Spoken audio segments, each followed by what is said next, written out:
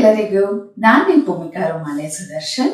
ಮೊದಲು ನಾನು ನಿಮಗೆ ಭೀಮ್ ಅಮಾವಾಸ್ಯೆ ಹಬ್ಬದ ಶುಭಾಶಯಗಳನ್ನ ಹೇಳ್ತಾ ಇದ್ದೀನಿ. ಇವತ್ತು ಭೀಮ್ ಅಮಾವಾಸ್ಯೆ ಆಗಿರೋದ್ರಿಂದ ಬೆಳಗ್ಗೆ ಭೀಮ್ ಅಮಾವಾಸ್ಯೆ ಪೂಜೆ ಮಾಡಿ ನೈವೇದ್ಯಕ್ಕೆ ಸಜ್ಜಿಗೆ ಮಾಡಿದ್ದೆ, ತಿಂಡಿಗೆ ಚಿತ್ರಾನ್ನ ಮಾಡಿದ್ದೆ, ನಂತರ ಮಧ್ಯಾಹ್ನ ಊಟಕ್ಕೆ ಹಾಗಲಕಾಯಿ ಗೊಜ್ಜು ಮಾಡಿದ್ದೆ. ಇವಾಗ ಹೀರೆಕಾಯಿ ಬಜ್ಜಿ ಮಾಡೋಣ ಅಂತ ಅಂದ್ಕೊಂಡಿದ್ದೀನಿ. ಅದನ್ನೆಲ್ಲ ನಿಮಗೆ ತೋರಿಸ್ಬೇಕು ಅಂತ ಅನ್ನಿಸ್ತು. ತುಂಬಾ ಈಸಿ ರೆಸಿಪಿ, ಬ್ಯಾಚುಲರ್ಸ್ಗಾಗಿರ್ಬೋದು, ನಮ್ಮಂಥ ವಿಜುವಲ್ ಇಂಪ್ಯಾಕ್ಟ್ಸ್ಗಾಗಿರ್ಬೋದು. ಕುಕ್ಕರಲ್ಲಿ ಮಾಡೋದ್ರಿಂದ ಬೆಂದಿದೆಯೋ ಇಲ್ವೋ ಅನ್ನೋ ಟೆನ್ಷನ್ ಇರಲ್ಲ, ಫಟಾಫಟ್ ಅಂತ ಬೇಗ ಮಾಡ್ಕೊಂಡ್ಬಿಡ್ಬೋದು. ಎಲ್ಲನೂ ರೆಡಿ ಮಾಡ್ಕೊಂಡಿದ್ದೀನಿ. ಒಂದು 15ರಿಂದ 20 ನಿಮಿಷದೊಳಗಡೆ ಈ ಒಂದು ರೆಸಿಪಿ ಆಗೋಗ್ಬಿಡುತ್ತೆ. ಬನ್ನಿ ಹೀರೆಕಾಯಿ ಬಜ್ಜಿ ಮಾಡೋದು ಹೇಗೆ ಅಂತ ನೋಡ್ಕೊಳ್ಳೋಣ. ಸ್ಟವ್ ಆನ್ ಮಾಡಿಕೊಂಡು ಕುಕ್ಕರ್ ಒಳಗಡೆ 1 ಟೇಬಲ್ ಸ್ಪೂನ್ ಎಣ್ಣೆ ಹಾಕೊಂಡಿದ್ದೀನಿ. ಎಣ್ಣೆ ಒಂಚೂರು ಚೆನ್ನಾಗಿ ಬಿಸಿ ಆಗ್ತಿದ್ದ ಹಾಗೆ ಸಾಸಿವೆ, ಜೀರಿಗೆ 2 ಅರ್ಧ ಟೀ ಸ್ಪೂನ್ ಹಾಕೊಂಡಿದ್ದೀನಿ. ಸಾಸಿವೆ ಸಿಡಿಯೋದಕ್ಕೆ ಶುರುವಾಗಲಿ. ಸಾಸಿವೆ ಒಂಚೂರು ಸಿಡಿಯೋದಕ್ಕೆ ಶುರು ಆಗ್ತಿದ್ದ ಹಾಗೆ ಕಂಪ್ಲೀಟ್ ಲೋ ಫ್ಲೇಮ್ ಮಾಡಿಕೊಂಡು ಒಂದು 5ರಿಂದ 6 ಬೆಳ್ಳುಳ್ಳಿ, ಜೊತೆಯಲ್ಲೇ 1 ಗರಿ ಕರಿಬೇವಿನ ಸೊಪ್ಪು. ಬೆಳ್ಳುಳ್ಳಿದು ಒಳ್ಳೆ ಘಮ ಬರೋವರೆಗೂ ಫ್ರೈ ಮಾಡ್ಕೊಳ್ಳೋಣ. ಬೆಳ್ಳುಳ್ಳಿ ಒಳ್ಳೆ ಘಮ ಬರೋಕ್ಕೆ ಶುರು ಆಗ್ತಿದೆ ಹಾಗೆ ಹಸಿಮೆಣಸಿನ್ಕಾಯಿ ಖಾರಕ್ಕೆ ತಕ್ಕಷ್ಟು 3 ಹಸಿಮೆಣಸಿನ್ಕಾಯಿ ಹಾಕೊಳ್ತಾ ಇದ್ದೀನಿ. ಹಸಿಮೆಣಸಿನ್ಕಾಯಿ 1 ನಿಮಿಷ ಬಾಡಿಸ್ಕೊಳ್ತಿದ್ದ ಹಾಗೆ ಈರುಳ್ಳಿ ಮೀಡಿಯಮ್ ಸೈಜ್ದು 2. ಈರುಳ್ಳಿ ಕೂಡ ಈ ಥರ ಚೆನ್ನಾಗಿ ಮಿಕ್ಸ್ ಮಾಡ್ಕೊಳ್ತಾ ಇದ್ದೀನಿ. ಈರುಳ್ಳಿ ಒಂಚೂರು ಸಾಫ್ಟ್ ಆಗಲಿ.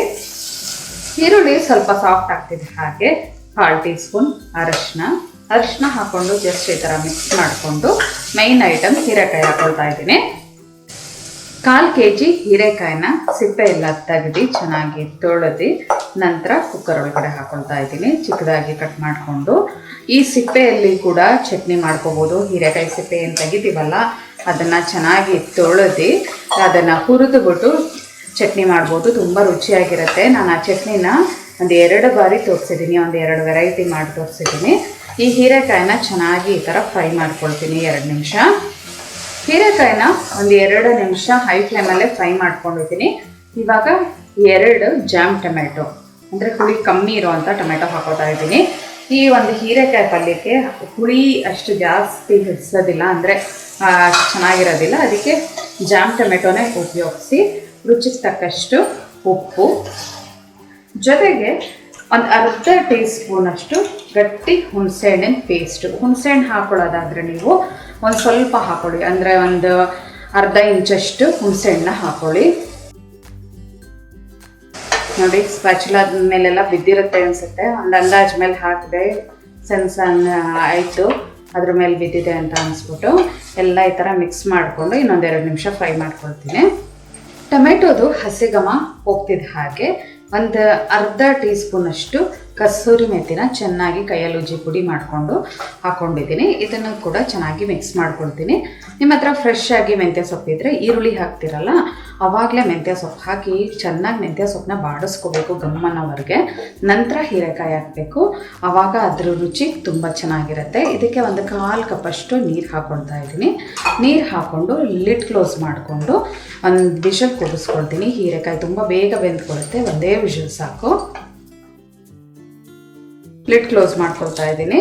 ಮೀಡಿಯಂ ಫ್ಲೇಮಲ್ಲಿ 1 ವಿಷಲ್ ಕೂಗಿಸ್ಕೊಳ್ತೀನಿ. ಕುಕ್ಕರ್ ಕೂಗಿದೆ, ಅದು ಪ್ರೆಷರ್ ಬಿಡೋ ಅಷ್ಟರಲ್ಲಿ ಮಿಕ್ಸರ್ ಜಾರ್ ಒಳಗಡೆ 1/4 ಕಪ್ಪಷ್ಟು ಕಡಲೆಕಾಯಿ ಬೀಜ ಹುರಿದಿರೋದು ಹಾಕೊಳ್ತಾ ಇದ್ದೀನಿ. ನೀವು ಬೇಕಾದರೆ ಸಿಪ್ಪೆ ತೆಗೆದುಬಿಟ್ಟು ಉಪಯೋಗಿಸಿ, ನಾನು ಏನು ಪರವಾಗಿಲ್ಲ ಅಂದ್ಬಿಟ್ಟು ಹಾಗೆ ಹಾಕೊಳ್ತಾ ಇದ್ದೀನಿ. ಇದನ್ನು ಜಸ್ಟ್ ಬ್ಲೆಂಡ್ ಮಾಡ್ಕೊಳ್ಳೋಣ. ಬ್ಲೆಂಡ್ ಮಾಡಿಕೊಂಡು ಇದನ್ನು ಪುಡಿ ಮಾಡಿಟ್ಕೊಳ್ಳೋಣ.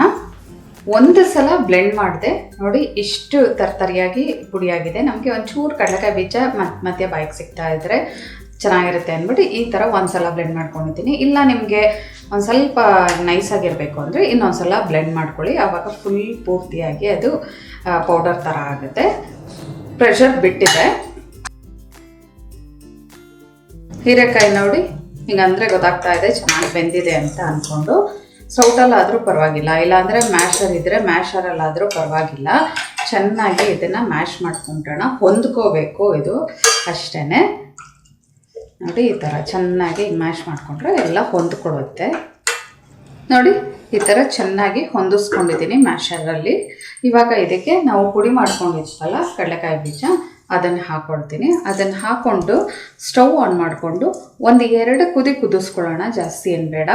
ಯಾವುದೇ ಒಂದು ಐಟಮು ನೀವು ಕುಕ್ಕರಲ್ಲಿ ಮಾಡ್ಕೊಳ್ತೀರಲ್ವಾ, ಅದನ್ನು ಒಂದ್ಸಲ ಸ್ಟವ್ ಆನ್ ಮಾಡಿಕೊಂಡು ಕುದಿಸ್ಕೊಂಡ್ರೆ ಅದರ ಹಸಿಗಮ ಹೋಗುತ್ತೆ, ಜೊತೆಗೆ ಹೊಂದ್ಕೊಂಡಂಗೆ ಚೆನ್ನಾಗಾಗತ್ತೆ. ಈ ಥರ ಎಲ್ಲ ಚೆನ್ನಾಗಿ ಮಿಕ್ಸ್ ಮಾಡ್ಕೊಳ್ತೀನಿ. 1-2 ಕುದಿ ಕುದಿಸ್ಕೊಳ್ತಿದ್ದೆ ಹಾಗೆ ನೋಡಿ ಹೇಗೆ ಹೊಂದ್ಕೊಂಡಂಗಾಯಿತು. ಆವಾಗಲೇ ನೀರು ಥರ ಇತ್ತಲ್ಲ, ಎಷ್ಟು ಚೆನ್ನಾಗಿ ಹೊಂದ್ಕೊಂಡಂಗಾಗಿದೆ ನೋಡಿ. ಕುಕ್ಕರಲ್ಲಿ ಮಾಡೋದ್ರಿಂದ ಬೇಗನೂ ಆಗುತ್ತೆ, ಜೊತೆಗೆ ಬೇಗ ಮ್ಯಾಶ್ ಮಾಡ್ಕೋಬೋದು. ಅದೇ ನೀವೇನಾದರೂ ಪಾತ್ರೆಯಲ್ಲಿ ಮಾಡಿದ್ರೆ ಬೆಂದಿದೆಯಾ ಅಂತ ನೋಡ್ತಾ ಇರಬೇಕು. ಆವಾಗ ಒಂದು ಸ್ವಲ್ಪ ಟೈಮ್ ಹಿಡಿಯುತ್ತೆ ಅನ್ನೋದನ್ನು ಬಿಟ್ಟರೆ ಇನ್ನೇನೂ ಇಲ್ಲ. ಕುಕ್ಕರಲ್ಲಿ ಈಸಿ ಅನ್ನೋದಷ್ಟೇ. ಸಿಂಪಲ್ಲಾಗಿ ಈಸಿಯಾಗಿ ಮಾಡ್ಕೊಳ್ಳೋವಂಥ ಈ ಹೀರೆಕಾಯಿ ಬಜ್ಜಿನ ನೀವು ಮಾಡಿಕೊಂಡು ಹೇಗಿದೆ ಅಂತ ಹೇಳಿ. ಅನ್ನಕ್ಕೆ ತುಪ್ಪ ಹಾಕ್ಕೊಂಡು ಈ ಬಜ್ಜಿ ಹಾಕ್ಕೊಂಡು ತಿನ್ನಿ. ಇಲ್ಲ ಅಂತ ಅಂದರೆ ಅಕ್ಕಿ ರೊಟ್ಟಿ, ಜೋಳದ ರೊಟ್ಟಿ ಜೊತೆ ಕೂಡ ಇದನ್ನು ಸರ್ವ್ ಮಾಡಿಕೊಂಡು ತಿನ್ಬೋದು. ತುಂಬಾ ರುಚಿಯಾಗಿರುತ್ತೆ. ಇವತ್ತಿನ ಈ ಸಿಂಪಲ್ ರೆಸಿಪಿ ನಿಮ್ಗೆ ಇಷ್ಟ ಆಗಿದ್ರೆ ಲೈಕ್ ಮಾಡಿ, ಶೇರ್ ಮಾಡಿ. ಯಾರೆಲ್ಲ ಇನ್ನೂ ಭೂಮಿಕಾಸ್ ಕಿಚನ್ಗೆ ಸಬ್ಸ್ಕ್ರೈಬ್ ಆಗಿಲ್ಲ ದಯವಿಟ್ಟು ಸಬ್ಸ್ಕ್ರೈಬ್ ಆಗಿ. Thanks for watching.